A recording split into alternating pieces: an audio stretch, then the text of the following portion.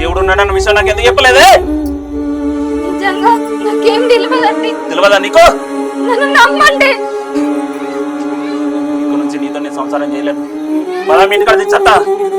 అరే ఆవురా, ఏంద్రా నువ్వు మాట్లాడేది? అన్నా నీకేం తెలియదు, ఊరికే నీతోనే ఉండలేను. అరే నీత వాళ్ళ ఇంటికాడ తెచ్చత్తా. అద్దరా అన్నా నన్ను ఆపద్దు, నన్ను మోసం చేసి అరే ఆవురా.